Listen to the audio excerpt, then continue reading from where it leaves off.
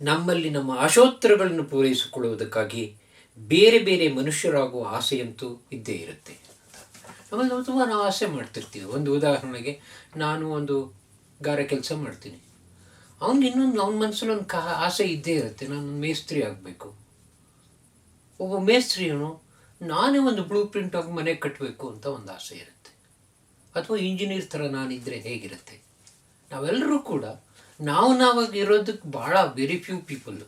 ಅದಕ್ಕೆ ನಮ್ಮಲ್ಲಿ ಏನು ಹೇಳ್ತಾರೆ, ಉದಾಹರಣೆಗೆ ನಮ್ಮ ಸಾಧು ಸಂತರು ನೀವಾಗಿರಿ ಅಂತಲೇ ಹೇಳ್ತಾರೆ. ಆದರೆ ಮನುಷ್ಯ ಸಾಮಾನ್ಯವಾಗಿ ತಾನಾಗಿರೋದ್ರಿಂದ ತುಂಬ ಸುಖವಾಗಿ ಏನಿರೋಲ್ಲ. ಇನ್ನೊಬ್ಬರ ಥರ ಆಗಬೇಕು, ಅವನಿಗೆ ಶ್ರೀಮಂತಿಗೆ ಇದೆ, ಅವನು ನನಗಿಂತ ಬುದ್ಧಿವಂತ, ನನಗಿಂತ ಒಳ್ಳೆ ಕವನ ಅವನು ಬರೀತಾನೆ, ನಾನು ಯಾಕೆ ಬರೀಬಾರ್ದು, ಈ ಥರದ ಆಸೆ ಇದೆ ಅಂತ. ಅಂಥ ಆಸೆಗಳನ್ನು ಕೂಡ ಜೀವನದಲ್ಲಿ ಪೂರೈಸ್ಕೊಳ್ಳೋಕ್ಕಾಗದೇ ಇದ್ದರೂ ಕೂಡ ಸಾಹಿತ್ಯದಲ್ಲಿ ನಾವು ಪೂರೈಸ್ಕೋಬಹುದು.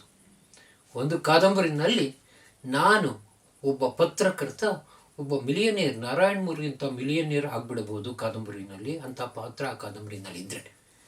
ಅಂದರೆ ಇದೊಂದು ಹಗಲಗನಸು ಅಂತ ಹೇಳಿ, ಆದರೆ ಆ ಕ್ಷಣದಲ್ಲಿ ನಾವು ಒಂದು ಕಾದಂಬರಿಯನ್ನು ಓದುವ ಆ ಪ್ರಕ್ರಿಯೆಯಲ್ಲಿ ನಾವು ಒಬ್ಬ ಕಾರ್ಪೊರೇಟ್ ಜೈಂಟ್ ಅಂತ ಏನು ಕರಿತೀವಿ, ಅವನ ಹಾಗೆ ನಾವು ವರ್ತಿಸೋದಕ್ಕೆ, ಅವನ ಅನುಭವವನ್ನು ತಮ್ಮದಾಗಿ ಮಾಡಿಕೊಳ್ಳಿಕ್ಕೆ ಸಾಧ್ಯ ಇದ್ದೇ ಇದೆ ಅಂತ.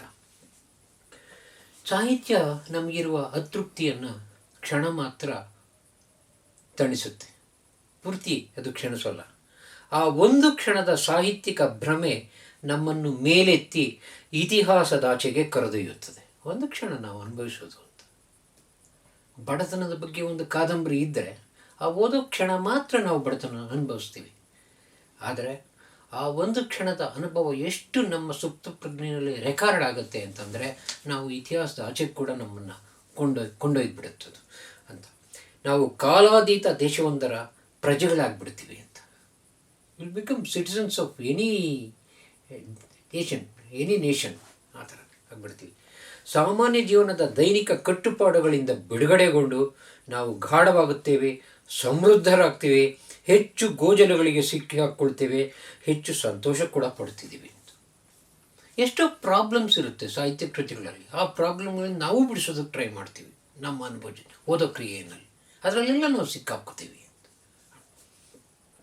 ಪುಸ್ತಕವನ್ನು ಮುಚ್ಚಿಟ್ಟು ಸಾಹಿತ್ಯವನ್ನು ಕೈಬಿಟ್ಟು ನಮ್ಮ ನಿಜವಾದ ಅಸ್ತಿತ್ವಕ್ಕೆ ಮರಳಿದ ಮೇಲೆ ನಾವು ಅದಾಗ ಅನುಭವಿಸಿದ ಸ್ವಪ್ನಲೋಕದೊಡನೆ ನಮ್ಮ ನೈಜ ಜೀವನವನ್ನು ಹೋಲಿಸಿ ನೋಡುತ್ತೇವೆ.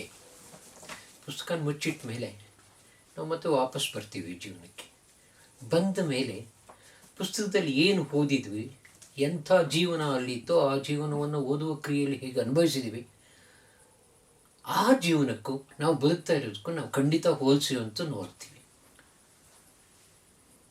ಹೋಲಿಸ್ತೀವಿ. ನಾವು ಹೋಲಿಸುವಾಗ ಇಲ್ಲಿ ಇಲ್ಲದೆ ಇರೋದು ಏನಿದೆ ಅದರ ಬಗ್ಗೆ ನಮ್ಮ ಅತೃಪ್ತಿ ಬೆಳೆಯುತ್ತೆ.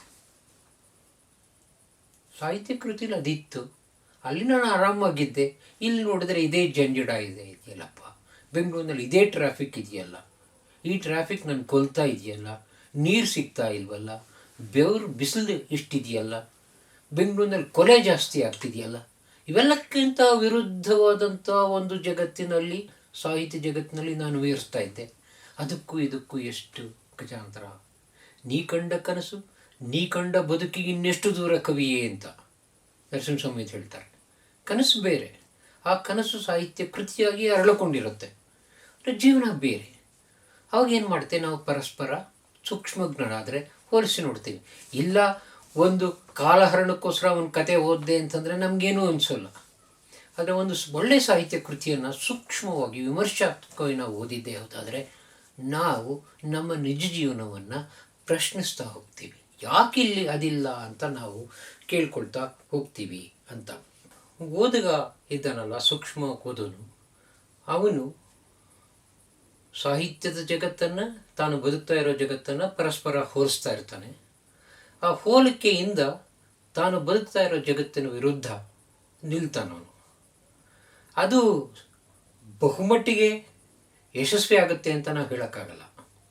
ಆದರೆ ಒಂದು ಬಗೆಯ ಬಂಡಾಯ ಪ್ರವೃತ್ತಿಯಿಂದ ಅವನು ತನ್ನ ಸುತ್ತಲಿನ ಜೀವನದ ಬಗ್ಗೆ ಕಂಡುಕೊಂಡ ಅತೃಪ್ತಿಯಿಂದ ಅವನು ಪ್ರತಿಕ್ರಿಯಿಸ್ತಾನೆ. ಅದು ಆ ಪ್ರತಿಕ್ರಿಯೆ ಹೇಗಿರುತ್ತೆ ಅಂತಂದರೆ, ಇಲ್ಲದ ವಸ್ತುವಿಗಾಗಿ ಒಂಥರ ಹಂಬಲಿಸಿದ ಹಾಗೆ, ವಸ್ತು ಇಲ್ಲ ಅದಕ್ಕೋಸ್ಕರ ಹಂಬಲಿಸಿದ ಹಾಗೆ, ಆ ಥರ ಒಂದು ಪ್ರತಿಕ್ರಿಯೆ ಅಂತ.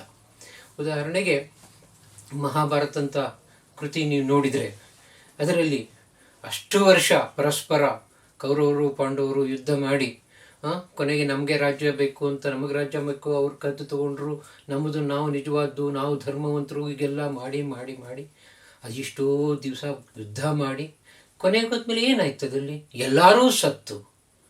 ಕೊನೆಗೆ ಉಳಿದವನು ಧರ್ಮರಾಯ ಹೋದಾನೆ, ಅವನು ಕೂಡ ಹೋದ ಅಲ್ವಾ. 100 Years of Solitude ನಮ್ಮ ಮಾರ್ಕೆಸನ್ ಕಾದಂಬರಿಯಲ್ಲಿ ಕರ್ನಲ್ ಬುಲೆಂಡಿಯಾ ತಿದ್ದಾನ. ಅವನು ಯುದ್ಧ ಮಾಡ್ತಾನೆ ಇರ್ತಾನೆ. ಅವನು ಎಷ್ಟು ಯುದ್ಧ ಮಾಡಿದ್ರೂ ಕೂಡ ಯುದ್ಧ ಮಾಡೋಕ್ಕೆ ಮುಂಚೆ ಈ ಯುದ್ಧದಲ್ಲಿ ನಾನು ಗೆಲ್ಲಲ್ಲ ಅಂತ ಅವನಿಗೆ ಗೊತ್ತಿದೆ. ಆದರೂ ಯುದ್ಧ ಮಾಡೋದು ಬಿಡೋದಿಲ್ಲ. ಬಹುಶಃ ಜೀವನದಲ್ಲಿ ಅದು ನಿಜ ಕೂಡ. ಮಾಡಿದ ಪ್ರಯತ್ನ ಎಲ್ಲ ಯಶಸ್ವಿಯಾಗ್ಬಿಟ್ಟಿದ್ರೆ ಈ ಜಗತ್ತು ಈ ಥರ ಇರ್ತಾ ಇರಲಿಲ್ಲ. ಆದರೆ ಪ್ರಯತ್ನ ಪಡಬೇಕು. ಈ ಜಗತ್ತನ್ನು, ನಾವು ಬದುಕ್ತಾ ಇದ್ದವ್ರ ಜಗತ್ತನ್ನು ಬದಲಾಯಿಸಬೇಕು. ಯಾಕೆ ಬದಲಾಯಿಸಬೇಕು ಅನ್ನೋ ಕಾರಣಗಳನ್ನು ನಮಗೆ ಸಾಹಿತ್ಯ ನಮಗೆ ಕೊಡ್ತಾ ಇರುತ್ತೆ. ಅಂದರೆ ಬದಲಿಸೋಕೆ ಪ್ರಯತ್ನ ಆಗಬೇಕು ಅಂತ ಈ ಸಾಹಿತ್ಯ, ನಮ್ಮ ಮಹಾಭಾರತ ಮತ್ತು 100 Years Solitude ಹೇಳಿದ್ನಲ್ಲ ನಾನು, ಬಹುಶಃ ಜೀವನ ಹೀಗೆ ಇದೆ. ಯಶಸ್ಸಿಗಿಂತ ಸೋಲೆ ಜಾಸ್ತಿ. ಆದರೂ ಕೂಡ ಈ ಥರ ಪ್ರಯತ್ನ ಇದೆ. ಜೀವನ ಹೀಗಿದೆ ನಿಜ ಅಂತ. ಆದರೆ ಇದರಿಂದ ಯಶಸ್ಸು ಸಾಧ್ಯವಿಲ್ಲ ಅಂತ ಇದ್ಬಿಟ್ಟಿದ್ರೆ ಮನುಷ್ಯ ಒಂದು ರೀತಿಯ ಆದಿಮಾನವ ಸ್ಥಿತಿಯಲ್ಲೇ ಇರ್ತಾ ಇದ್ದು ಅಂತ. ವೈಯಕ್ತಿಕ ಸ್ವಾತಂತ್ರ್ಯ ಮತ್ತು ಸ್ವಾಯತ್ತತೆ ಅಂತ ನಾವೇನು ಕರಿತೀವಿ, ಅಟಾನಮಸ್, ಅದು ಇರ್ತಾ ಇರಲಿಲ್ಲ ಅಂತ. ವಿಜ್ಞಾನ, ತಂತ್ರಜ್ಞಾನ ಇವೆಲ್ಲ ಇಷ್ಟು ಮಟ್ಟಿಗೆ ಬೆಳೀತಾನೂ ಇರಲಿಲ್ಲ. ಎಷ್ಟು ಸೋತಿರಬೇಕು, ಎಷ್ಟು ಪ್ರಯೋಗಗಳಾಗಿ ಕೊನೆಗೆ ಎಲ್ಲ ಒಂದು ಕಡೆ ಯಶಸ್ಸು ಸಿಕ್ಕಿದ್ದಲ್ವ. ಹಾಗೆ ಮಾನವ ಹಕ್ಕುಗಳನ್ನು ಪರಿಗಣಿಸ್ತಾ ಇರಲಿಲ್ಲ. ನೀವು ಮಾರ್ಕ್ಸ್ ಬದುಕಿದ್ದ ಕಾಲದಲ್ಲಿ ಇಂಗ್ಲೆಂಡಿನಲ್ಲಿ ಮಕ್ಕಳು 16 ಗಂಟೆ ಹೊತ್ತು ಕೆಲಸ ಮಾಡ್ತಾಯಿದ್ರು. ಇವತ್ತು ಹಿರಿಯರಿಗೆ ದೊಡ್ಡವ್ರಿಗೆ ಹೆಚ್ಚು ಅಂತಂದರೆ 8 ಗಂಟೆಗೆ ಇಳಿದಿದೆ ಅಂತ. ಇವೆಲ್ಲ ಆಗಿದ್ದು ಕೂಡ ಡಿಕನ್ಸ್, ಥಾಕರೆ ಇಂಥ ಲೇಖಕರು ಈ ಕಾರ್ಮಿಕ ಹಕ್ಕುಗಳ ಬಗ್ಗೆ ಕಥಾರೂಪದಲ್ಲಿ ಕಾದಂಬರಿಗಳು ಬರೆದಿದ್ದರಿಂದ ಅದರಿಂದ ಒಂದು ಪೀಳಿಗೆಯೇ ಆ ಕಥೆಗಳನ್ನು, ಕಾದಂಬರಿಗಳನ್ನು ಓದಿ ಸಮಾಜ ಎಷ್ಟು ಹದಕಟ್ಟಿದೆ, ಇದು ಬದಲಾವಣೆ ಆಗಬೇಕು ಅಂತ ಕೆಲವರಾದರೂ ಪ್ರಯತ್ನ ಪಟ್ಟಿದ್ದರಿಂದ ಜೀವನ ಸುಧಾರಿಸ್ತಾ ಬಂದಿದೆ. ಸೋಲು ಮುಖ್ಯ. ಆ ಸೋಲು ಎಲ್ಲೋ ಒಂದು ಕಡೆ ಗೆಲುವು ಕೂಡ ದಾರಿ ಮಾಡಿಕೊಡುತ್ತೆ ಅನ್ನೋದನ್ನು ಸಾಹಿತ್ಯ ಸೂಚ್ಯವಾಗಿ ಹೇಳ್ತಾ ಇರುತ್ತೆ. ಸಾಹಿತ್ಯವೇ ಇಲ್ಲ ಅನ್ನುವ ಒಂದು ಜಗತ್ತನ್ನು ನಾವು ಇಮ್ಯಾಜಿನ್ ಮಾಡಿಕೊಂಡ್ರೆ ಏನಾಗ್ಬೋದು ಅಂತ. ಸಾಹಿತ್ಯವೇ ಬೇಡ, ಸಾಹಿತ್ಯ ನಾನು ಓದೋದೇ ಇಲ್ಲ, ಸಾಹಿತ್ಯಕ್ಕೂ ನನಗೂ ಸಂಬಂಧ ಇಲ್ಲ, ಅದು ಬೇಡ ಅನ್ನುವ ಒಂದು ಜಗತ್ತು ಇದ್ದರೆ ಅದನ್ನು ನಾವು ಇಮ್ಯಾಜಿನ್ ಮಾಡಿಕೊಂಡಂತಂದರೆ ಆ ಜಗತ್ತಿನಲ್ಲಿ ಕೆಲವು ಬಹುಮುಖ್ಯವಾದ ಗುಣವಾಚಕಗಳು ಇರ್ತಾ ಇರಲಿಲ್ಲ, ಅಡ್ಜೆಕ್ಟಿವ್ಸ್ ಅಂತ. ಯಾವುದದು ಅಡ್ಜೆಕ್ಟಿವ್ಸ್ ಅಂತಂತಂದರೆ ಅಡಿಗತ್ವ, ಕಾಫ್ಕಾಯಿಸ್ಕ್, ಬೋರ್ಹೆಸಿಯನ್, ಕ್ವಿಕ್ಸಾಟಿಕ್ ಇವೆಲ್ಲ ಸಾಹಿತ್ಯ ಕೃತಿಗಳಿಂದ ಹುಟ್ಕೊಂಡಿದ್ದಂಥ ಗುಣವಾಚಕಗಳಿವು. ಅಡಿಗತ್ವ, ಚಿತ್ತಾಲತನ ಅಂತ ನಾವು ಅಂತೀವಿ, ಆರ್ವೆಲಿಯನ್ ಅಂತೀವಿ. ಇವೆಲ್ಲ ಈ ಗುಣವಾಚಕಗಳಾಗೇ ಹುಟ್ಟಿಲ್ಲ.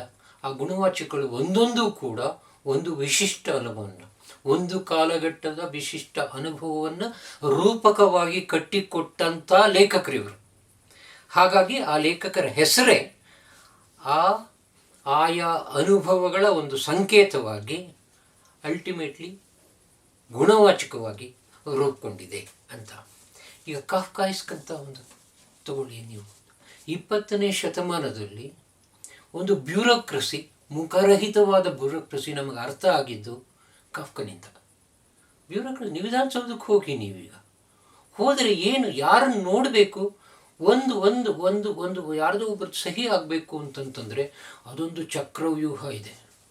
ಅಲ್ಲಿ ಯಾರನ್ನು ಬೇಕನ್ನು ನಿಮ್ಗೆ ಸಿಗ್ಬೋದು, ಸಿಗದೇನೂ ಇರ್ಬೋದು. ಅದನ್ನು ನಿಮ್ಮನ್ನು ಭಾಳ ಗೌರವದಿಂದ ನೋಡ್ಕೊಳ್ತೀವಿ ಅನ್ನೋ ಥರ ಒಂದು ವೇಷ ಆಗ್ತಿದೆ.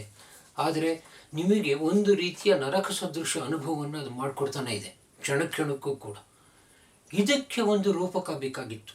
ಬ್ಯೂರೋಕ್ರಸಿ ಅಂದರೆ ಇದು ಅಂತ ನಮಗೆ ತಕ್ಷಣ ಗೊತ್ತಾಗುತ್ತೆ. ಅದು ಗೊತ್ತಾಗಿದ್ದು ನಮಗೆ ಕಾಫ್ಕನಿಂದ.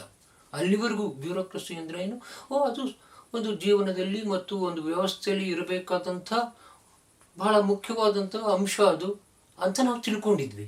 ಅದು ನಮ್ಮ ಜೀವನದ ಅನುಭವವಾಗಿದ್ದು ಕಾಫ್ಕನಂತರಿಂದ. ಚಿತ್ತಾಲ್ತನಿಂದ ತಗೊಳ್ಳಿ. ಚಿತ್ತಾಲ್ತನ ಏನು? ಮನುಷ್ಯನ ಲೋಕ. ಅವನ ಮನುಷ್ಯ ಒಬ್ಬನಿರ್ಬೋದು, ಅವನ ಮನಸ್ಸಿನಲ್ಲಿ, ಆ ಮನುಷ್ಯನಲ್ಲಿ 1,000 ಲೋಕಗಳಿವೆ. ಆ 1000 ಲೋಕಗಳು ಒಂದೇ ಸಲಕ್ಕೆ ಕೆಲಸ ಮಾಡ್ತಾ ಇವೆ. ಈ ಮನೋಲೋಕ ಇದೆಯಲ್ಲ, ಇದು ಇಷ್ಟು ಸಂಕೀರ್ಣವಾದ್ದು. ಆ ಮನೋಲೋಕದಿಂದಲೇ ಮನುಷ್ಯ ಈ ಥರ ವರ್ತಿಸ್ತಾನೆ. ಏನೆಲ್ಲ ಅನುಭವಗಳು ಚಿತ್ತಾಲ ಕಟ್ಕೊಡ್ತಾರೆ. ಅದಕ್ಕೆ ಚಿತ್ತಾಲ್ತನ ಅಂತ. ವ್ಯಕ್ತಿ ವೈಶಿಷ್ಟ್ಯ ಮತ್ತು ಸಾಮಾಜಿಕ ನಿಷ್ಠೆ, ಇವೆರಡರಲ್ಲಿ ಇರಬೇಕಾದಂಥ ಕೊಡುಕೊಳೆ ಸಂಬಂಧ ಹೇಗಿರಬೇಕು, ಒಂದು ಇನ್ನೊಂದರಿಂದ ಹೇಗೆ ಭಿನ್ನ ಅನ್ನೋದನ್ನು ತೋರಿಸೋದು ಅಡಿಗರ ಕಾವ್ಯ. ನಮಗೆ ಸ್ವಾತಂತ್ರ್ಯ ಪ್ರಿಯತೆ, ಪ್ರಜಾಪ್ರಭುತ್ವ ಅಂದರೆ ಏನು, ಸ್ವಾತಂತ್ರ್ಯ ಏನು, ವ್ಯಕ್ತಿ ಸ್ವಾತಂತ್ರ್ಯ ಏನು, ಸಮಾಜ ಎಷ್ಟು ಮಟ್ಟಿಗೆ ವ್ಯಕ್ತಿಗೆ ಸಾಧಕವಾಗಿರಬೇಕು, ಬಾಧಕ ಹೆಂಗಾಗುತ್ತೆ, ಯಾವ ಸಂದರ್ಭದಲ್ಲಾಗುತ್ತೆ, ಇವೆಲ್ಲ ನಮ್ಗೆ ಗೊತ್ತಾಗೋದು ಅಡಿಗತ್ವ ಅಂತ ಒಂದು ಹೆಸರು ಹೇಳಿದ್ರೆ ನಮ್ಗೆ ಗೊತ್ತಾಗ್ಬಿಡತ್ತೆ. ಇದರಲ್ಲಿ ಇಷ್ಟೆಲ್ಲ ಇದೆ ಅಂತ. ಅಂದರೆ ಸಾಹಿತ್ಯ ಕೆಲವು ಅನುಭವಗಳನ್ನು ಆಯಾ ಕಾಲದ ಧರ್ಮಕ್ಕೆ ಅನುಗುಣವಾದ, ಆಯಾ ಕಾಲಧರ್ಮಗಳು ಸೃಷ್ಟಿಸಿದಂಥ ಕೆಲವು ಸಮಸ್ಯೆಗಳಿಗೆ ಅದನ್ನು ಒಂದು ಅನುಭವವಾಗಿ ರೂಪಾಂತರಿಸಿ ಮತ್ತೆ ನಮಗೆ ಕೊಡುತ್ತೆ. ಹಾಗೆ ಮಾಡುವುದರಿಂದ ನಮ್ಮ ಕಾಲವನ್ನು ಅಥವಾ ನಮ್ಮ ಹಿಂದಿನ ಕಾಲವನ್ನು ಬೇರೆ ರೀತಿ ನಾವು ಗ್ರಹಿಸೋಕ್ಕೆ ಸಾಧ್ಯ ಇದೆ. ಸಾಹಿತ್ಯ ಮುಖ್ಯವಾಗಿ ಕಾದಂಬರಿಗಳಂತ ಪ್ರಕಾರ ತಗೊಂಡ್ರೆ ನೀವು ಕಳೆದ 40-50 ದಶಕಗಳ ನಮ್ಮ ಕೃಷಿಕ ಸಮಾಜ ಹೇಗಿತ್ತು ಅಂತ ಅನ್ನೋದು ನಮಗೆ ಗೊತ್ತಾಗಬೇಕಾದ್ರೆ ನಮ್ಮ ಕಾದಂಬರಿಗಳಲ್ಲಿ, ಬೇರೆ ಎಲ್ಲೂ ಸಾಧ್ಯವೇ ಇಲ್ಲ ಅದು. ಮತ್ತು ಆ ಕೃಷಿಕ ಸಮಾಜ ಇವತ್ತು ಎಷ್ಟು ಬದಲಾಗಿದೆ ಅಂತ ಗೊತ್ತಾಗೋದು ಕೂಡ ನಮಗೆ ಸಾಹಿತ್ಯ ಗುಣಗಳು.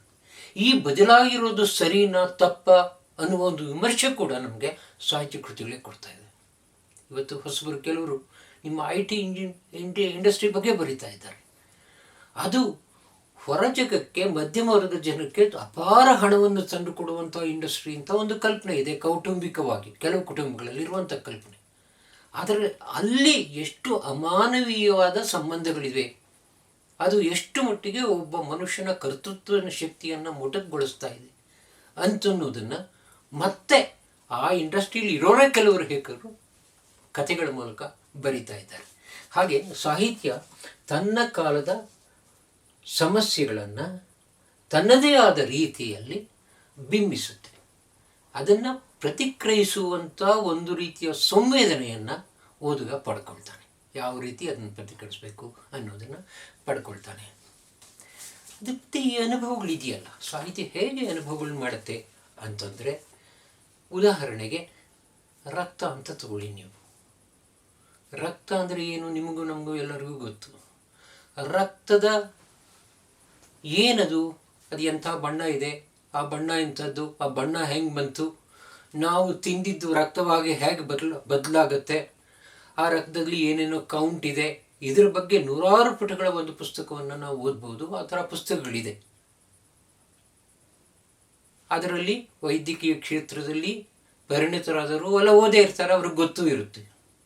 ಇದನ್ನು ಓದಿದರೆ ರಕ್ತದ ಬಗ್ಗೆ ನಿಮಗೆ ಒಂದು ರೀತಿಯ ಮಾಹಿತಿ ಸಿಗುತ್ತೆ. ಸಾಹಿತ್ಯದಲ್ಲಿ ರಕ್ತದ ಬಗ್ಗೆ ಅಂಥ ಮಾಹಿತಿ ಸಿಗೋದೇ ಇಲ್ಲ. ಸಾಹಿತ್ಯದಲ್ಲಿ ಸಿಗೋ ಅರ್ಥವೇ ಬೇರೆ. ಚಿತ್ತಾಲರ ಕಥೆಯಾದಳು ಹುಡುಗಿ ಅಂತ ಒಂದು ಕಥೆಯನ್ನು ನೀವು ಓದಿದರೆ ಅದರಲ್ಲಿ ಅವರು ಹೇಳ್ತಾರೆ, 13 ವರ್ಷದ ಜಾನಕಿ ರಕ್ತದ ಕ್ಯಾನ್ಸರಿಂದ ಸತ್ತಳು ಅಂತಂದಾಗ ಈ 100 ಪುಟಗಳ ಒಂದು ಟೆಕ್ಸ್ಟ್ ಬುಕ್ಕಲ್ಲಿ ಓದಿದ್ರಲ್ಲ ಅರ್ಥ, ಆ ಅರ್ಥಕ್ಕಿಂತ ಸಂಪೂರ್ಣವಾದ ಭಿನ್ನವಾದ, ಆದರೆ ಸಾಮಾಜಿಕವಾಗಿ ಬದ್ಧವಾದ, ಸಾಮಾಜಿಕವಾಗಿ ಅರ್ಥಪೂರ್ಣವಾದ, ಮನುಷ್ಯನಿಗೆ ಬಹಳ ಮುಖ್ಯವಾದ ಬೇರೊಂದೇ ಅರ್ಥವನ್ನು ಸಾಹಿತ್ಯ ಕೊಡ್ತಾ ಇದೆ. ಹಾಗಾಗಿ ಸಾಹಿತ್ಯ ಬಹಳ ಮುಖ್ಯ. ಯಾಕೆ ಅಂತಂತಂದರೆ ನಮ್ಮನ್ನು ನಾವು ಅರಿತುಕೊಳ್ಳಲಿಕ್ಕೆ, ಮನುಷ್ಯನನ್ನು ಅರಿತುಕೊಳ್ಳಲಿಕ್ಕೆ, ಮನುಷ್ಯ ಕಟ್ಟಿದ ವ್ಯವಸ್ಥೆಯನ್ನು, ಮನುಷ್ಯ ಕಟ್ಟಿದ ಸಮಾಜವನ್ನು ವಿಮರ್ಶಿಸುವುದಕ್ಕೆ, ಮತ್ತು ಅಂಥ ಸಮಾಜವನ್ನು ಬದಲಾಯಿಸುವ ದಿಕ್ಕಿನತ್ತ ಬೆರಳು ತೋರಿಸೋದಕ್ಕೆ ಸಾಹಿತ್ಯ ನಮಗೆ ಬಹಳ ಮುಖ್ಯ ಆಗುತ್ತೆ.